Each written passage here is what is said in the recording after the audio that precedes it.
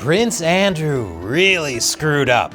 Again, he became China's useful idiot. Welcome to China Uncensored. I'm Chris Chappell, and I hope you enjoyed this free episode. It's made possible by the support of viewers like you who subscribe to our premium website, ChinaUncensored.tv. So China loves useful idiots, especially the rich and powerful kind. What can top that? Rich, powerful, and royal.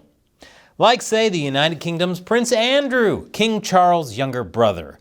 This UK court document has unveiled Prince Andrew's connection to a nefarious individual. Oh, sorry, not this one. This one, Yang Tengbo, also known as Chris Yang, a Chinese businessman. Yang was close enough to Prince Andrew that he was invited to the Duke's birthday party, St. James Palace, and Windsor Castle. He was even authorized to act on the prince's behalf while seeking investors in China. And while Andrew and Yang were close, you know who Yang was even closer to? The Chinese Communist Party. Yang is the director at the consultancy Hampton Group International. According to the Daily Mail, Hampton Group had a 3-year relationship with a PR firm in Beijing whose clients include state broadcaster China Central Television and the 48 Group Club. Now, China Central Television's ties to the CCP are obvious, but what about the 48 Group Club? Well, Australian researchers in the book Hidden Hand say the CCP uses the 48 Group Club to groom senior British businessmen and politicians. And guess what? Yang himself was listed as an honorary member at the 48 Group Club. Given that the 48 Group Club is a UK nonprofit founded by a UK businessman whom Mao Zedong once named an honorary Red Guard member, that should have raised some eyebrows. But wait, there's more.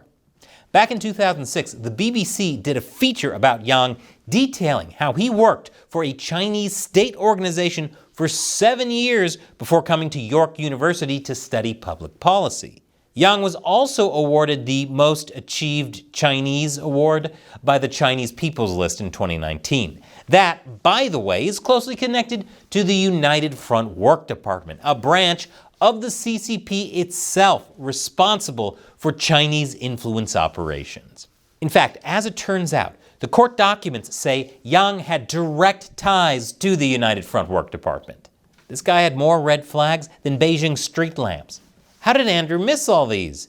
I guess he was distracted. If that wasn't enough, Chinese state-run media lauded Yang as a poster child for promoting Chinese development.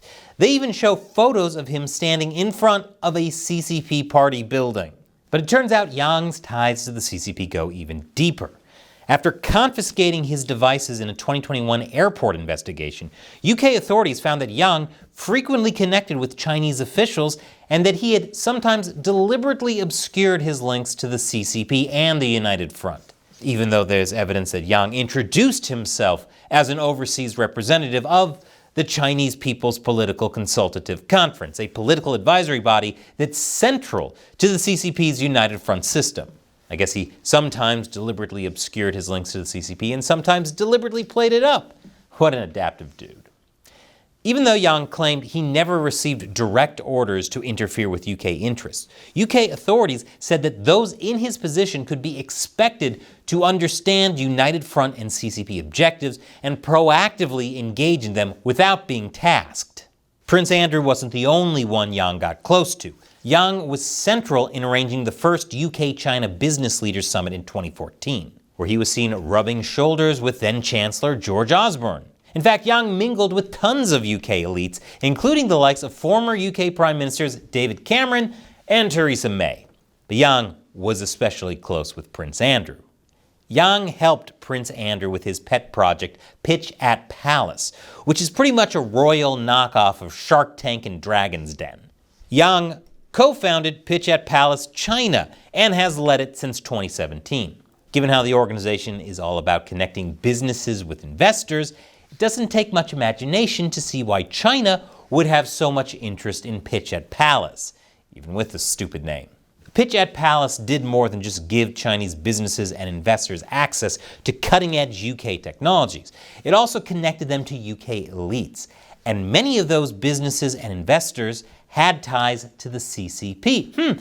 It's almost like so-called private Chinese companies are just arms of the CCP, which is strange because I never heard anything about that while watching TikTok videos.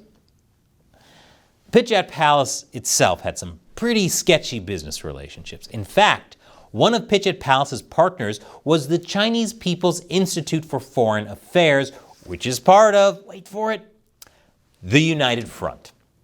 The president of the Chinese People's Institute for Foreign Affairs even spoke at a Pitchat Palace event. Perhaps unsurprisingly, Yang is currently banned from entering the UK due to national security concerns. Oh man, all of Andrew's friends keep getting in trouble. When news of all this came out, Prince Andrew's office put out a statement saying that the Duke has ceased all contact with Yang, and that nothing of a sensitive nature was ever discussed. And if anyone can be trusted, it's Prince. I never stayed at Epstein's mansion. Your eyes are lying to you, Andrew. But this is how the Chinese Communist Party influences elite businessmen and leaders around the world, slowly turning our own governments against us. And this free episode would not have been possible without support from fans like you who want to help keep China uncensored. Head over to ChinaUncensored.tv to join our exclusive community with episodes you won't see here on YouTube. And have you ever considered that Xi Jinping may be a narcissist? Find out how to deal with those kinds of people in the latest episode of my new show, Deep Thoughts While Gaming, about narcissists and the monsters in A Quiet Place. Once again, I'm Chris Chappell. See you next time.